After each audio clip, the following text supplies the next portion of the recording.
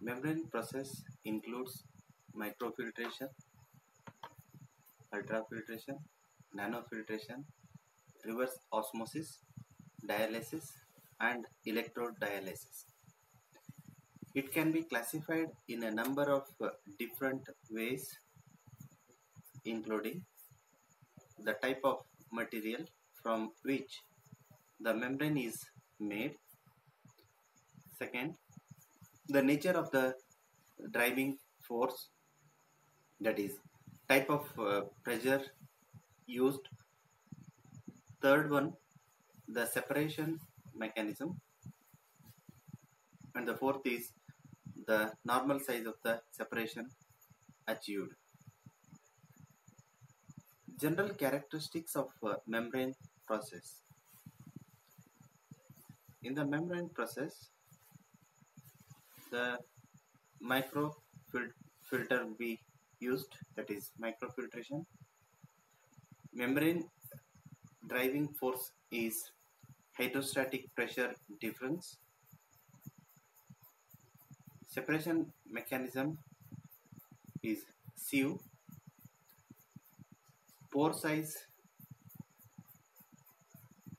is macro pores less than the 50 micron. Typical range is from 0.08 to 2. And permit description: water plus dissolved solution. Typical constituents removed is the total suspended solids will be removed, turbidity will be removed, protozoa will be removed, bacteria and virus will be removed. In the ultrafiltration, the membrane driving force type is hydrostatic pressure difference, and separation mechanism is sieve type. Pore size is mesopores, that is 2 to 50 micron. Typical range is 0.005 to 0.2 micron. Permit description: water plus small molecules.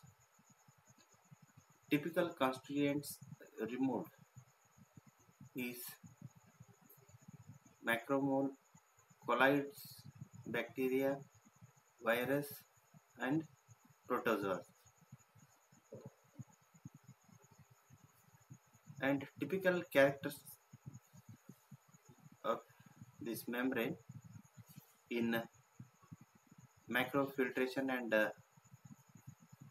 UF is operating range in microfiltration is 0.08 to 2 micron, and in UF 0.05 to 0.2. Operating pressure unit is kilopascal, that is 7 to 100 in macro filters and 70 to 700 is in UF. Rate of flux 4005 to 1600 in macro filtration, and in UF 405 to 815. Membrane details type: acrylonitrile, nylon, polypropylene,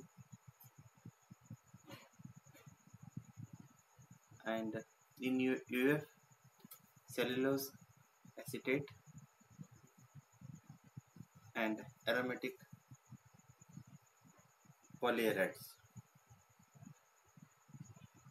Configuration in macrofiltration is spiral wound, hollow fiber, plate and frame.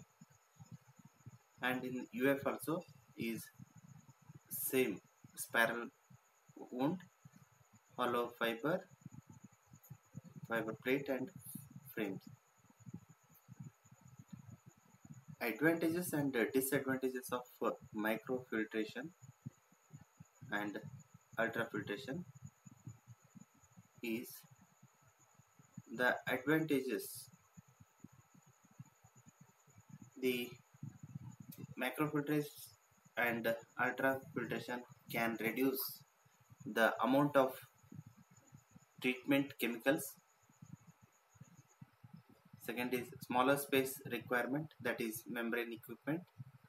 It requires 50 to 80% less space than conventional plants. Third one is it reduces labor requirements, can be automated easily. Fourth is removes protozoal cyst and helminthes, and also removes the bacteria and viruses. Now we can see the disadvantages. Disadvantages of these filtration filters is use more electricity, may need pre-treatment to prevent fouling, may require residuals handling and dispersal of concentrate. Fourth is requires replacement of membranes about every 3 to 5 years. Scale formation can be a serious problem. Its potential is difficult to predict without field testing. Sixth is flux rate gradually declines over time. And seventh is lack of a reliable low cost method of monitoring performance. And we can have a look of the application of macrofiltration and ultrafiltration. In chemical industries, pharmaceuticals industries, food and beverage processing, in wastewater treatment, dairy industries, aerobic and anaerobic biological treatments, pre-treatment for nanofiltration and reverse osmosis pre-treatment for effective disinfection even in blood dialysis. So these are the applications of the filtrations. Thank you.